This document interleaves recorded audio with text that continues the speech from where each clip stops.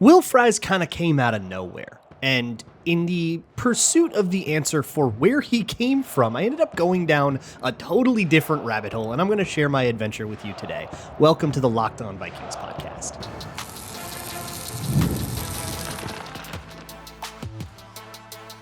You are Locked On Vikings, your daily Minnesota Vikings podcast, part of the Locked On Podcast Network, your team every day. Hey, everybody. Welcome to the Locked On Vikings podcast, where we're always trying to learn something new. It's part of the Locked On Podcast Network, your team every day. Thank you so much for making Locked On Vikings your first listen of the day every single day. I appreciate my hashtag everydayers so very much. You all make this thing go round, especially in the dog days of the offseason, the sort of dead period between the frenzy of free agency and the draft itself. So I appreciate you sticking around. Today's episode is brought to you by Monarch Money. Take control of your finances with Monarch Money. Use code LOCKEDONNFL at monarchmoney.com for 50% off of your first year. Today on the show, we're going to talk about Will Fries, and we're going to go very deep into O-line stuff. We're going to get real technical today, and I'm so excited. These are some of my favorite kinds of episodes because I really just get to geek out. And so thanks for putting up with it. So I wanted to answer the question, where the heck did Will Fries come from? Why was he so, anonymous to the public consciousness kind of until this offseason? Be honest with me. Did you know about Will Fries before, this February, January, maybe the first time you looked up the PFF free agency tracker? Be honest with yourself, right? I didn't. And that was the question I was trying to answer, and I ended up going down an entire rabbit hole of all things martial arts. Not a crazy place to go when you're talking about offensive line. There's lots of parallels, and I'm going to describe many of them in detail today. But that's where I ended up. I'm working on a piece for Wide Left that kind of goes over a lot of these things, shows film and examples and stuff like that. So check that out when it comes out. It should be out later this week. But for us, dear darlings, on Locked On Vikings, I wanted to take you down this journey. I also want to throw a special shout out to Zach Hicks. He's a co-host of Locked On Colts, and he uncovered a lot of this stuff that I'm about to tell you. A lot of it is citing a couple of pieces that he wrote, which I will link in the show notes. Please yell at me if I forget, but thank you, Zach. The first thing that I found in one of Zach Hicks, it came from one of Zach Hicks's articles, kind of the first chronological moment, was Will Fries is this underdeveloped, super raw, big, athletic enough to be potentially a D1 player, but not really ready to play O-line yet. And he links up through a friend of a friend with this O-line trainer named Peter Kafoff. And Peter Kafoff is not the guru of gurus. This is not Duke Manyweather, right? With the very prominent O-line school and the O-line masterminds and all that. No, this is kind of just a dude that likes it. Just a guy that likes to do it. It wasn't even his full-time job. And I don't think it is still. But he now trains several players, many of which you maybe know if you got really deep in the draft, or if they happen to get drafted by your favorite team or whatever.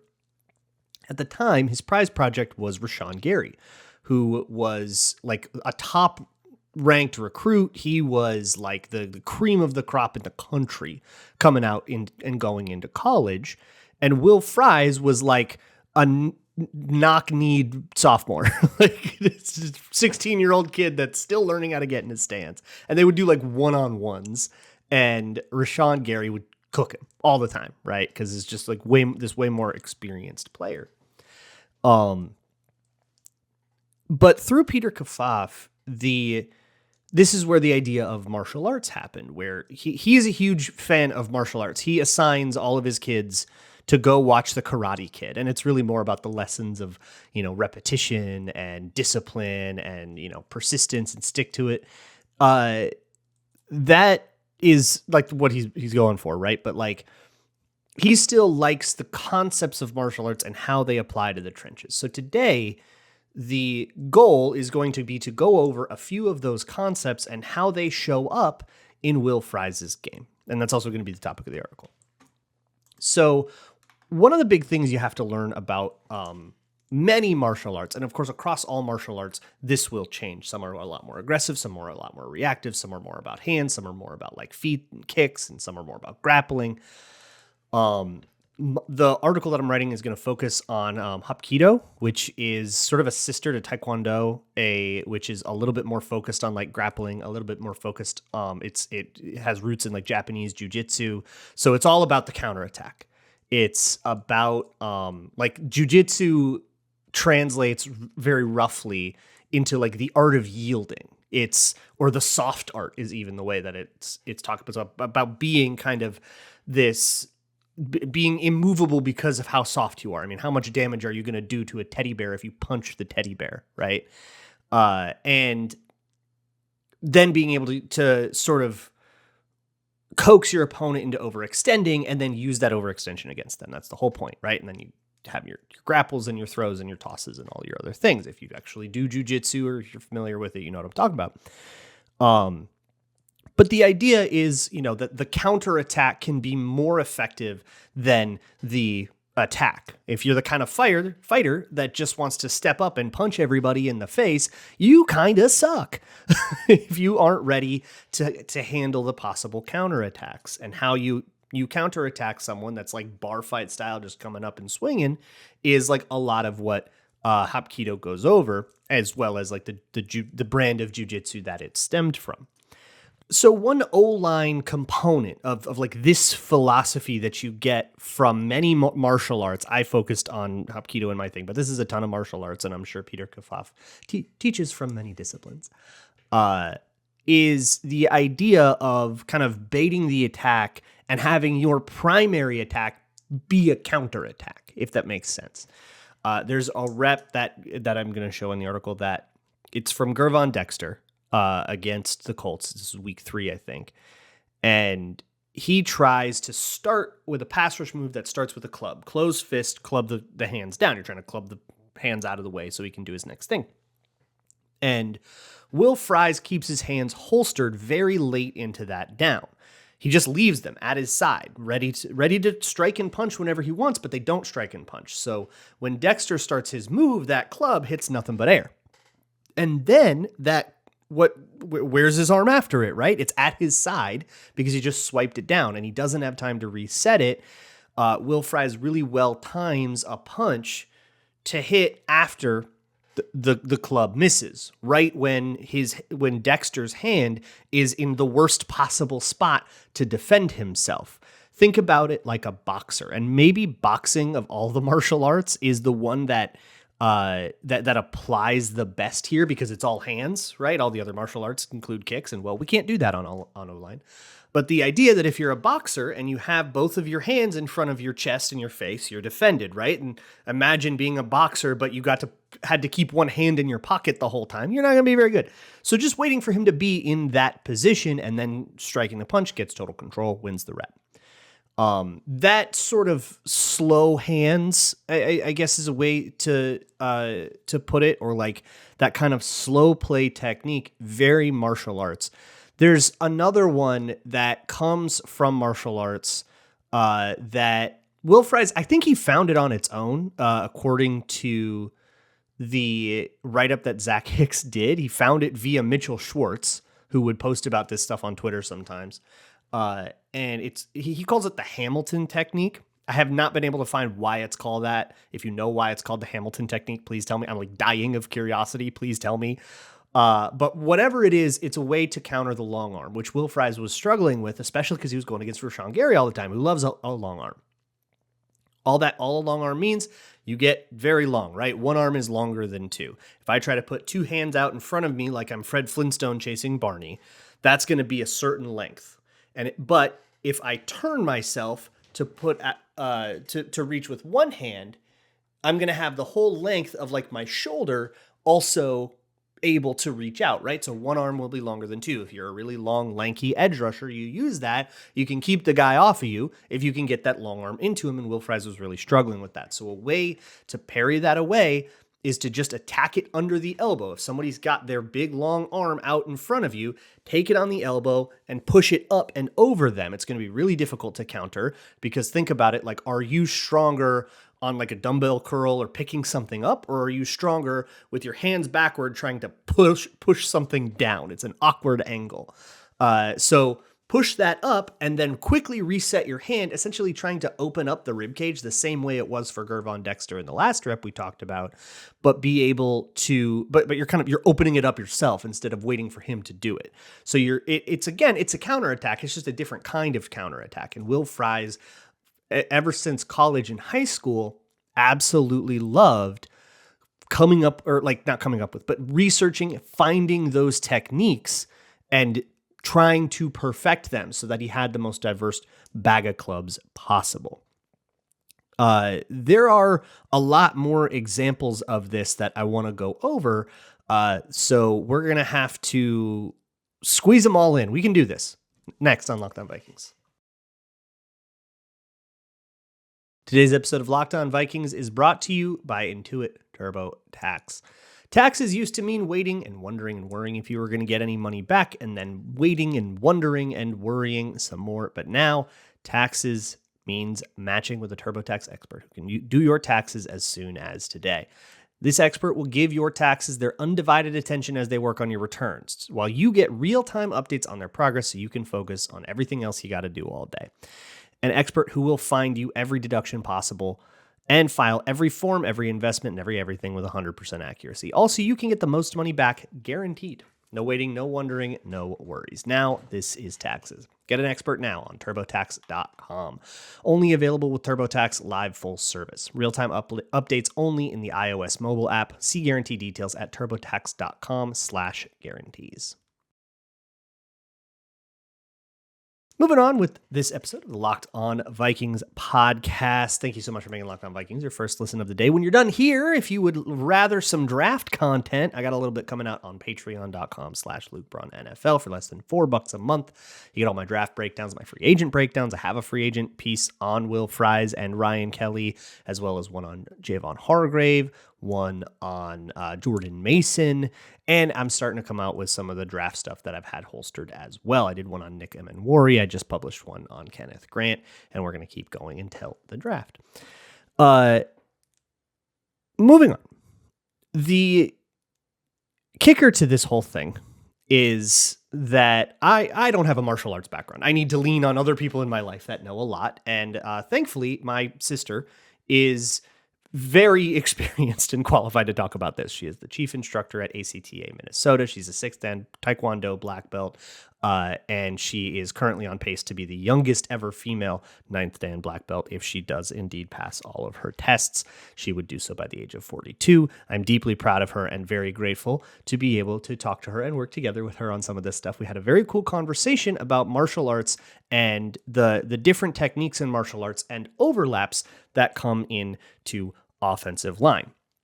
So one of the things that I found fascinating in both its differences and its similarities to O-line is the way that martial artists will teach how you deal with a reach disadvantage. So one of the classes my sister teaches is a women's self-defense class, which means they're very often talking about a context where someone much bigger than you is coming to attack. How do you deal with it, right? So you can't exactly long arm, right? If you're 5'2" and the 6'6" guy's coming at you, you have to come at it with a different strategy. And part of the way that they do that in Taekwondo and Hapkido and all of these other martial arts is, with very specifically rehearsed footworks that are very similar to what we would know as like a kick step in offensive line play. The very important idea is where your weight is shifted to. If you stand shoulder width apart, super square, or if you stand in like a fighting stance where you're sort of, you've got a very clearly defined front foot and back foot, we'll do it that way. If you want to move forward, like if you want to shuffle forward to get, into close quarters with somebody so that they can't use a reach advantage against you, then you will have your weight on your back foot. It just makes more sense to slide that way, and it's a little bit more maneuverable, a little bit more agile. Again, I always say this, and I always feel weird because you're like listening to a podcast and you like get up and do something. It might be very strange, but like, or if you're like in your car, you can't. But like, try it, right? If you get a chance, try it. Try standing in a fighting stance and just try to shuffle forward without picking your feet too far up off the ground, right? You're not going to try to hop or shuffle. You're just trying to kind of slide your way forward, and leave the foot with the most weight on it on the ground and just drag it instead of like stepping with it. If that's your back foot, it's going to feel really maneuverable. If it's your front foot, you're going to feel a little bit like, you know, a car in the wrong gear. It's like going to feel super clunky and weird. And so that footwork I found fascinating because that in reverse is the exact same idea behind a kick step. If you have your weight all the way on your front foot, you grab distance with your back foot and then you drag your front foot back to kind of gather it up and load up more distance so that you can kick back with your back foot again and you can continue to do that, right?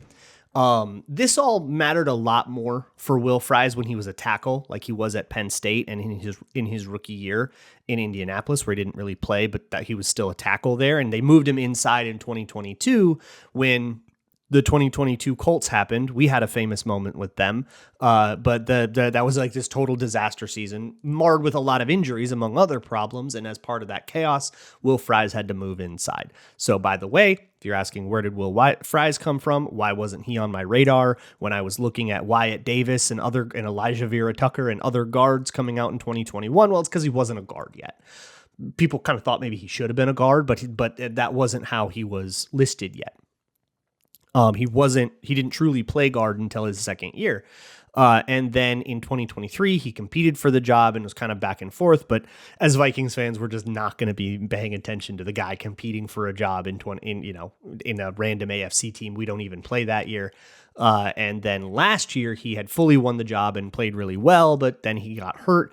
So if you did hear about Will Fries, it might have just been in the context of looking at that happen week 5, realizing we play those guys like week 10 and thinking about how that might change the matchup. But that might have been like really the only way that you heard about him, because it's also, I don't know, pretty easy for O-linemen to go under the radar. But I digress.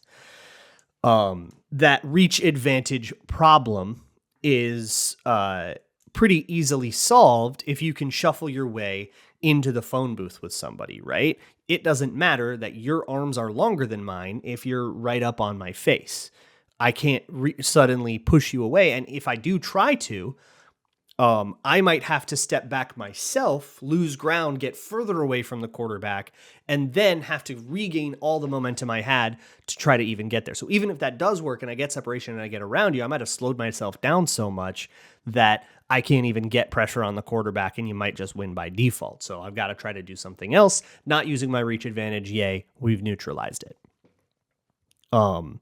That footwork and the general idea of keeping your feet constantly moving is one of the interesting ways where football, I think, differs from martial arts. And I think the reason for that, and this is a fascinating thing that my sister and I were talking about, was when she's teaching people, again, it's smaller people usually. It's people who are, interested in, it's not just the women's self-defense class, but it's also a lot of it is children, kids competing in Taekwondo or who are just in it as an after-school activity, who are 12 years old and skinny. And so they don't need really to work that hard to be nimble because they're already pretty light. But with O-line, these dudes are 310 pounds. That's a big dude that isn't going to be that easy to get up and get going. You can't really build that inertia, or you have a lot more inertia to stop. And so the way to mitigate that is by constantly chopping your feet.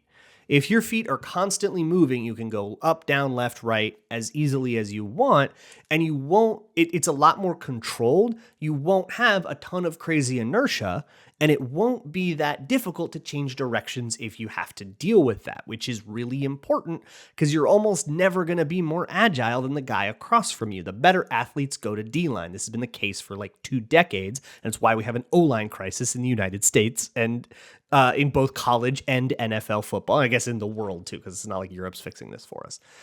So for Fries, the idea of keeping his feet constantly moving, it doesn't not have parallels somewhere in martial arts, because martial arts is just such a vast and expansive and diverse world.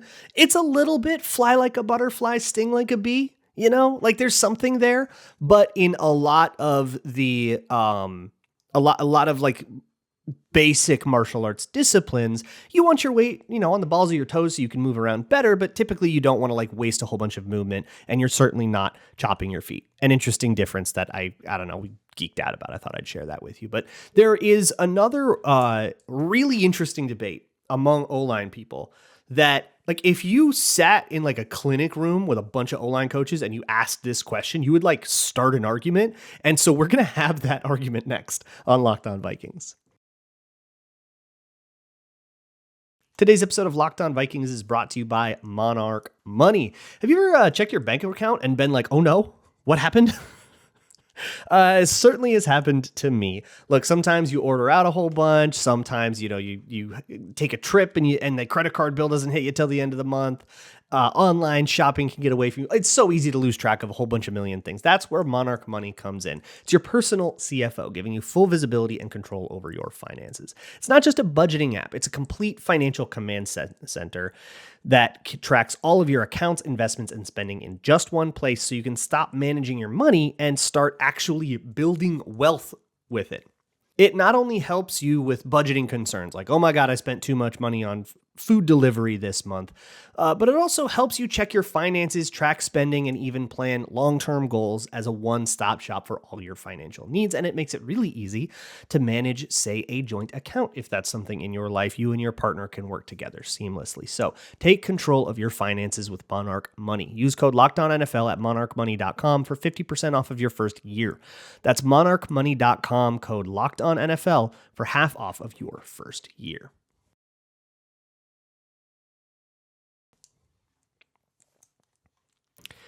Moving right along with this Will Fries episode of the Locked On Vikings podcast. So it should go without saying, all the like reach stuff, the use your footwork to get into a phone booth is something Will Fries really likes to do, especially in the pass pro world. He really, like, there is a very specific distance where he's at a disadvantage, right? Can't be at a disadvantage before you get up to me. Then you're at I'm at a disadvantage when you're just far away from me where you can reach me, but I can't reach you. And then once you get a little closer, that advantage goes away. So the second that like bubble gets burst, he'll step right into you and then be able to kind of throw his punch with that great timing we talked about before and get control, wins a ton of reps that way. One of the other things that we got into when I was talking to my sister about this was the idea of the 1-2 punch versus, or the one-hand punch versus the two-hand punch. I'll put it that way. The one-hand punch is really a 1-2. And it's something I remember learning this for the first time when I was covering Riley Reiff. Riley Reiff was very much a 1-2 puncher. He would throw one and then he would bring in the other, and they would be very non-consecutive. And some O-line coaches hated that about him. They said his punch they would call it like almost sloppy. And I don't think it was. I think that's part of the technique. And it's another one of those things that Peter Kafaf taught to Will Fries, which again has its roots in martial arts. So in tons of martial arts, right, whether it's taekwondo, whether it's karate, kung fu, boxing, jujitsu, whatever, we'll have a sort of jab cross thing. It's so like ubiquitous that if you ever go into a TV show, like one of those police procedurals, and they're like interviewing someone at the boxing gym, they probably will have the actor doing jab cross because it's the first thing you teach somebody that otherwise knows nothing else about martial arts. Like, it is that basic. And all it is one punch that honestly doesn't have much to it, right? Your hips don't come through with it. Your power doesn't come through with it. And the point isn't for it to have power. The point is to either stop momentum, keep you at whatever the right distance is for me. But a lot of it the point is, this is something really cool I learned from my sister today. If you punch with that first one, if you're trying to be long with it, you'll turn to the side. And when you come in with the cross, so that's the jab. The cross is the next one. The jab is just meant to stop your momentum. The cross is the one that actually is supposed to like have the strength behind it, do the damage or whatever you're trying to do. When you do the cross, your hips will come back around with it. And if you step properly into that, all of your body's power comes with. It's not unlike the technique that you would teach a quarterback who's trying to throw a pass, right? You'll get your hips in very much the same position and you want to bring them all the way around, maybe even pulling that first hand back, which they teach in Taekwondo, push or pull that first hand back to give you even more of that torque and just like tighten everything up a little bit more and give you that better like rotational force. So if you want to translate that to O-line, if you throw that first punch will not beat anybody on the first punch, right? Not at this elite level. Maybe in high school, if you're going up against some skinny little freshman that doesn't know what they're doing, but like in the NFL, you're never going to beat one of these guys with one hand, right? You have to, that one hand, that's just a setup move. And when you bring that second hand and your hips come in, that's where you can gather the control. And where you place those punches is fascinating. There is a rep, I want to say it's against like TJ Slayton or something. It's in the Packers game, the Colts-Packers game from week 2, where Will Fries does this. He gets one hand on the shoulder pad, and that punch does basically nothing. It just kind of gets him set up. The second one gets on the hip. So you've got a shoulder and the hip, and he just torques it. This is something that you might hear from Jim McNally too, if you can ever decipher his Twitter videos. He loves that like hand on, like one hand high, one hand low, and then essentially just straighten them out. And then suddenly you've kind of lifted somebody up and totally off of their balance. I mean, you're never going to lift them up and throw them out like they're DJ Jazzy Jeff, but you're going to be able to get them into an awkward position. And the only way to really fight that is to just do this one with like all oblique. And that's never going to be the strongest muscle in your body. So you can get them into disadvantageous positions that way. I find this fascinating, these parallels, and really, when you think about it, it makes so much sense. First off, football is a combat sport. It's a contact sport, and the point is to dominate your opponent. The point is to beat them up, right? It is all about physicality, endurance, and trying to wear your opponent. I mean, it's already the differences are dwindling, right? It also mentally, the idea of, discipline and repetition that you get in martial arts, very similar to what you get from football. So those sort of more like broad ranging, mental qualities, it's going to work that stuff out too. But just in like a nitty gritty biomechanical sense, the similarities I think are really cool. I don't think I'm breaking any new ground by saying martial arts is similar to offensive line. And it is not a new thing at all to suggest that offensive linemen use martial arts. Plenty of them even use like sumo, which I think is the most direct allegory to offensive line in the way that they use leverage, in the body types that you're dealing with, right? But mostly in the way that so much of it is just about putting your hands on somebody and trying to push them rather than grapple them or punch them in the face. And there's no kicks, right? Like all that. But even in those other martial disciplines, the idea of where you're generating your power from, the idea of how you're countering things, the virtues of the like patience and trying to get somebody to declare what their attack is going to be so that you can figure out your counterattack are really fascinating to dive into. I don't think I'm the first person to tell you that martial arts and O-line have similarities and can kind of play off of one another. But for me, the new part is exactly how those work. And I just think it's really cool, and I wanted to share that with you. So that was the episode today. And you can really see it in Will Fries' game, the technician part of it. When I watched him in Pass Pro, before I knew any of this, when I did the Patreon video for him a month ago, I didn't know about any of the martial arts stuff or I didn't know about the martial arts background of the guy that trained him. And I just remember thinking that his Pass Pro looked very technical. It looked very rehearsed, and the moves were very muscle memory, and it was smart. It was strategic. Like, it looked like this very sort of technical approach to the game.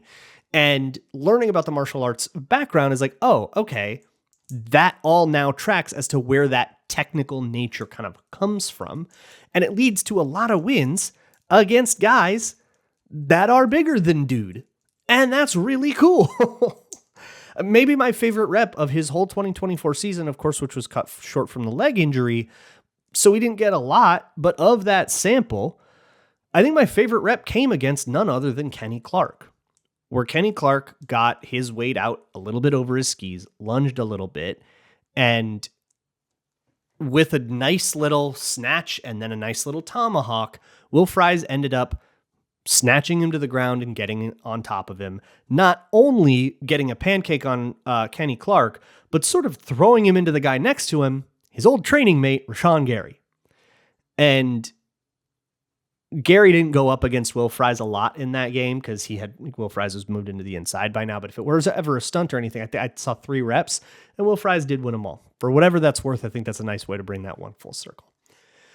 Tomorrow is Town Hall Tuesday. Get your questions in, get your hot takes in. There is a Google form in the show notes, so if you have anything you want to get at me, fill it out there. I will see you all tomorrow, and as always, Skol.